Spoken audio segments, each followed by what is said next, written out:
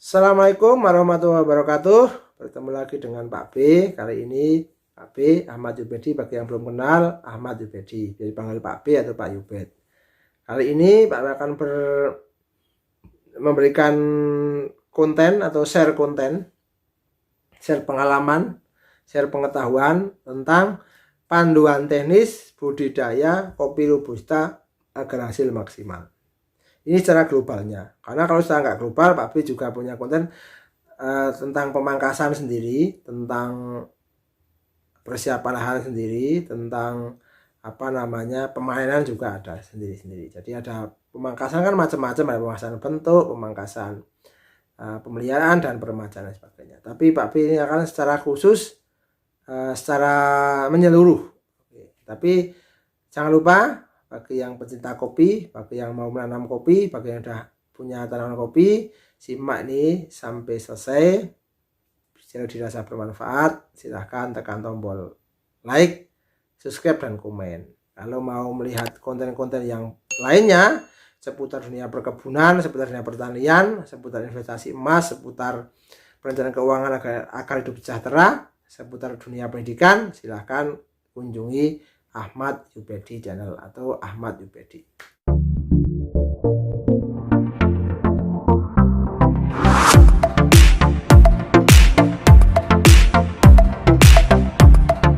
Oke, mari kita mulai panduan teknis budidaya kopi robusta agar hasil maksimal. Teknisnya seperti ini. Saat tumbuh kopi, daerah tropis dengan ketinggian 200 sampai 800 meter di atas permukaan laut. Ini untuk robusta ya. Kalau untuk arabica itu di atas 1000 jauh lebih bagus. Curah hujan 2000 sampai 3000 mm per tahun. Suhu 21 derajat sampai 24 derajat itu suhu optimumnya. Lebih juga masih beradaptasi, kurang juga masih bisa beradaptasi. Karena kalau ketinggian di situ biasanya antara sekitar itu. Tanahnya membutuhkan tanah gembur, subur, terus cenderung asam. Karena di antara 4,5 sampai 6,5 atau optimumnya adalah 5,5. Jadi asam ya, cenderung butuh asam. Jadi jangan asam sekali, tapi kalau basah tidak rekomendasi. Satu, persiapan lahan. Nah, buatlah lubang tanam 60 kali 60 60. Jadi 60 persegi dan dalamnya 60. Kan seperti itu. Dibuat 3 sampai 4 bulan sebelum tanam. Biar apa? Biar bibit penyakit, bibit hama sebagainya itu hilang karena terpapar sinar matahari, hujan, panas dan sebagainya. Diharapkan hilang dan bebas dari bibit hama penyakit.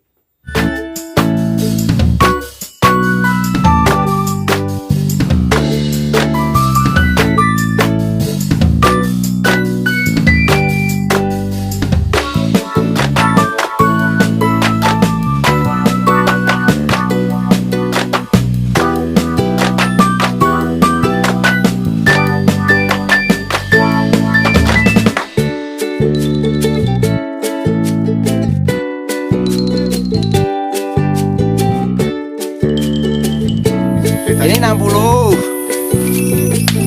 Ini 60. Ini 60. Pas. Ini 60. Pas. Jarak tanam rekomendasinya adalah 2,5 kali 2,5 meter. Itu rekomendasinya biar nanti batangnya itu tidak sampai bersentuhan. Pisahkan topsoil dan subsoil. Topsoil itu yang atas, pisahkan. Terus sebulan sebelum tanam diberi kapur dolomit dan belerang, dan juga berikan pupuk kandang 10 sampai 20 kilo tiap lubang, dicampur untuk yang topsoilnya. Nah, ini panduannya dicampur topsoilnya, satu bulan dimasukkan. Nah, terus persiapan bibit. Persiapan bibit itu bibit yang bagus itu sambung di pembibitan top end.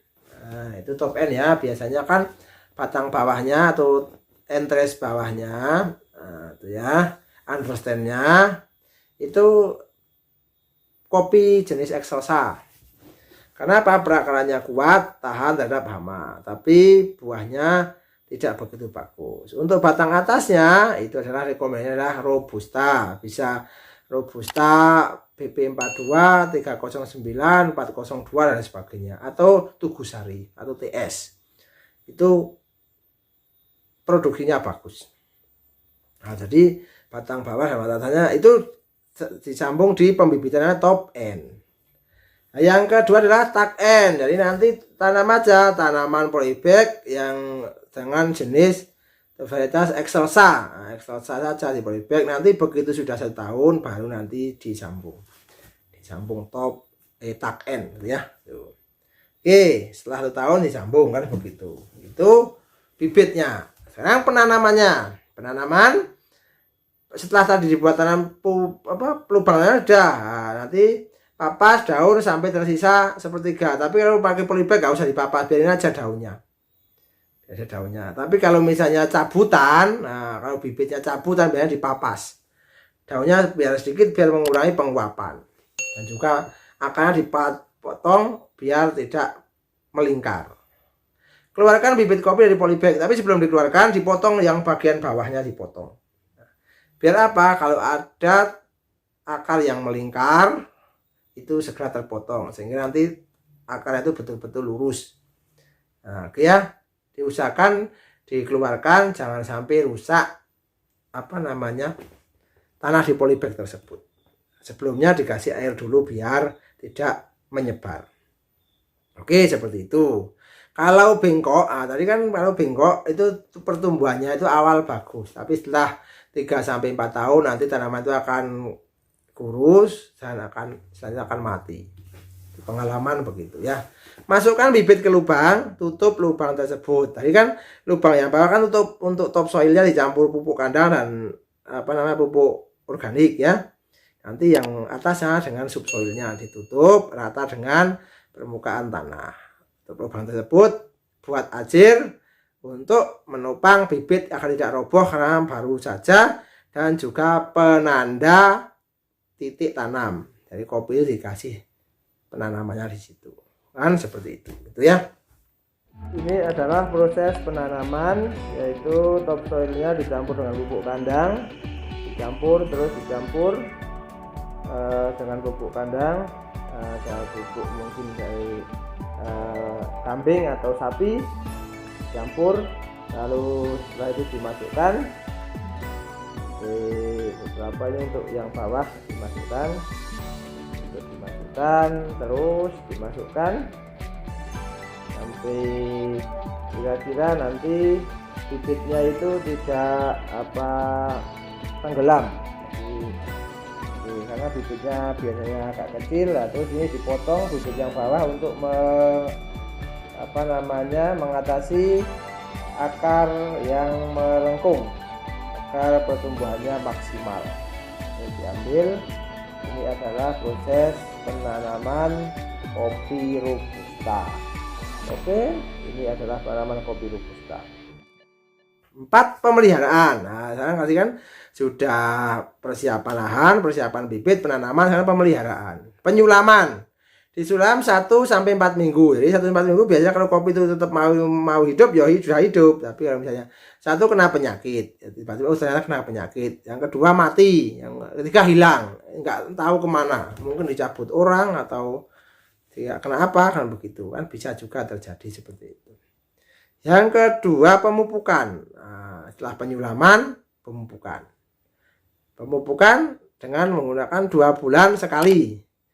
Tapi rekomendasi perusahaan itu Pak B belajar itu, Pak B ikut diklat itu adalah magang ya, itu adalah 2 tahun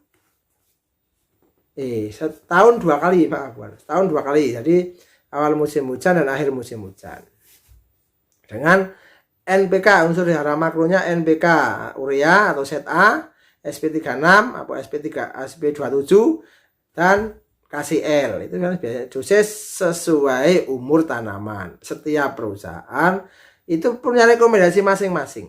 Jadi tergantung rekomendasi dari litbangnya sana. Litbangnya A, litbangnya. Tapi ada juga litbang yang Koka itu ya, kopi dan kakao Jember itu punya list bahwa tanaman umur segini dosisnya ini. Karena prinsip pemupukan adalah tepat dosis, tepat waktu, tepat cara, dan tepat aplikasi. Biasanya pupuk itu dibenamkan, jangan sampai dibiarkan, karena kalau dibiarkan itu nanti cepat menguap, apalagi yang nitrogen. Oke, tepat dosis, tepat waktu, tepat cara, tepat aplikasi. Ya, dibenamkan, dibersihkan dulu sekitar tanamannya, dibenamkan. Kalau masih kecil kan masih kecil sekali, dibenamkan saja. Terus yang adalah pengendalian hama dan penyakit. Nah, gulma, hama, penyakit. Kalau gulma dibabat, biasanya dibabat. Kalau misalnya sangat luas ya biasanya menggunakan herbisida sistemik. Jadi matinya itu bertahap. Jadi begitu disemprot nanti beberapa hari kemudian baru akan mati. Hama fisik dan kimiawi ya, kalau kutu daun dan sebagainya itu hama. Terus penyakit, nah itu fisik, diambil ya, dipotong misalnya, dipotong. Ya kena jamur upas, ya potong saja, potong, buang atau dibakar atau ditanam di tanah. Nah, yang lain saya menggunakan kimiawi. Disemprot menggunakan insektisida, bisa fungisida maupun yang lain. Itu adalah selanjutnya adalah pemangkasan. Ini paling penting, ini adalah sangat penting. Selain pemupukan juga pemangkasan. Pemangkasan ada 3 macam. Pemangkasan bentuk, pemangkasan pemeliharaan, dan pemangkasan permajaan. Itu intinya di situ. Yang pertama pemangkasan bentuk. Nah, pemangkasan adalah pemangkasan pada saat tanaman belum menghasilkan atau TBM. Sampai umur berapa? Antara umur 1 tahun sampai 4 tahun. Karena diharapkan umur 4 tahun sudah mulai berbuah atau TM ya. Jadi pemangkasan bentuk.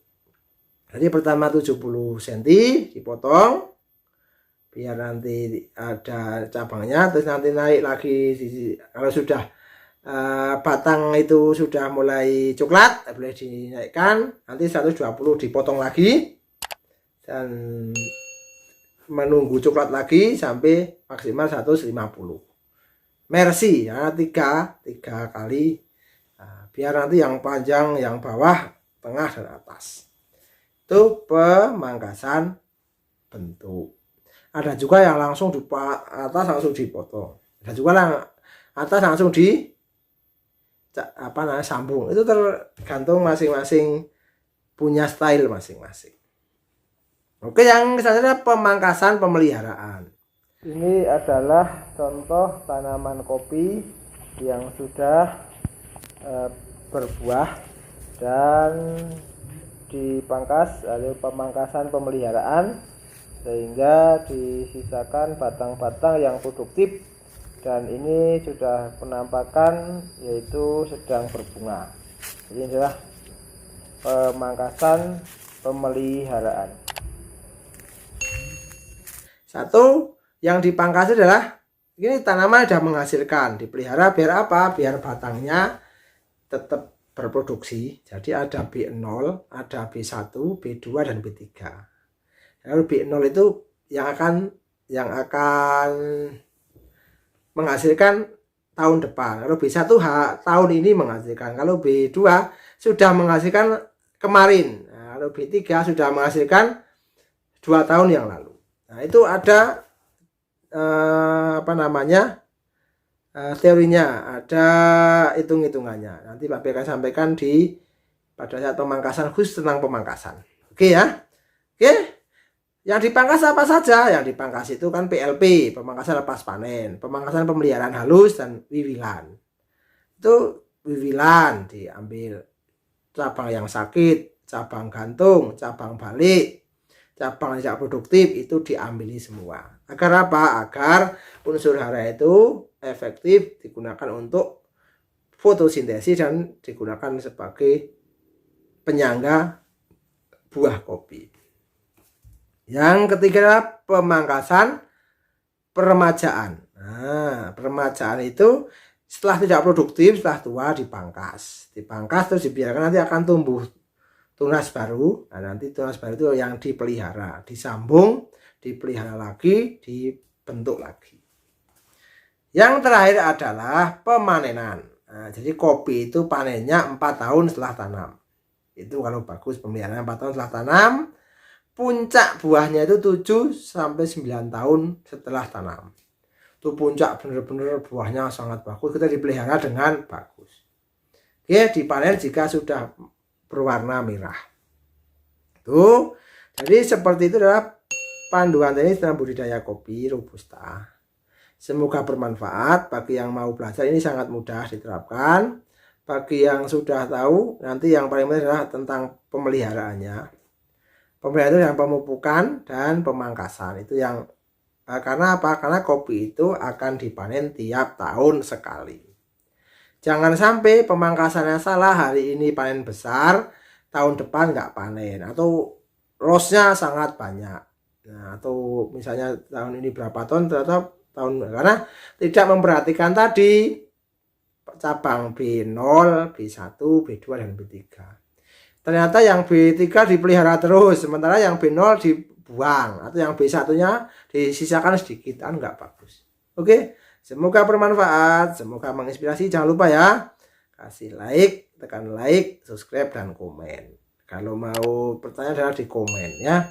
Dan juga tekan tombol lonceng kalau mau mengikuti konten-konten selanjutnya. Semoga bermanfaat, semoga menginspirasi. See you next time. Assalamualaikum warahmatullahi wabarakatuh.